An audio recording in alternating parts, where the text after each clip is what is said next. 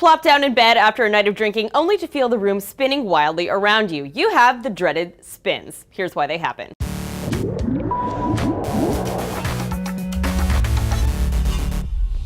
Hey, this is Annie for DNews. So let's say you had one too many tonight. You stumble onto your bed or the nearest couch to crash, but once you close your eyes, you get the sensation of spinning out of control on the world's least fun merry-go-round. Often along with nausea and double vision that makes it impossible to get the sleep you need. Your options are to wait it out or to wrap yourself in the cold porcelain embrace to rid yourself of the toxins and hopefully get to sleep. Good times. But what causes it? Other than the obvious answer of the 4 shots of Fireball you took tonight, the spins have to do with your inner ear. In there, you have semicircular canals that are filled with a fluid called endolymph and a gelatinous structure called the cupula. In the cupula are cells covered in tiny hairs. This is all called the vestibular system, and it helps to regulate your balance. When you drink a lot, the alcohol thins your blood, and when the inner ear receives this thinned blood, it throws off the density between the fluid and the cupula, causing those tiny hairs to bend artificially. This is what sends that false signal to your brain that you're rotating when you're really not. And guess what, party animals? Mixing booze with weed is often reported as making the spins worse, at least anecdotally, like on this Yahoo Answers thread. But it is proven that alcohol and pot can amplify each other's effects. Interestingly, a 2001 study showed that people who smoked marijuana and then drank ended up with higher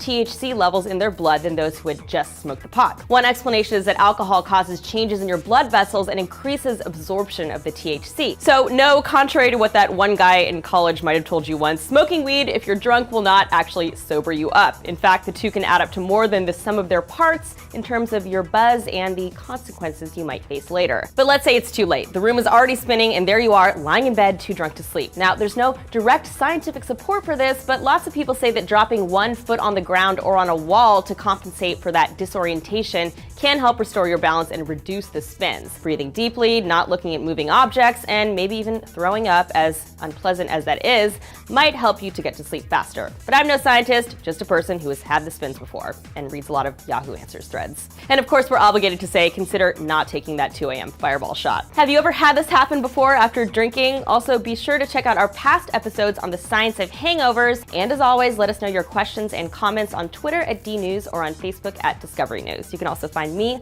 on Twitter at Annie Gauss, as well as at my other show, What's the Big Deal? Thanks for watching. See you next time.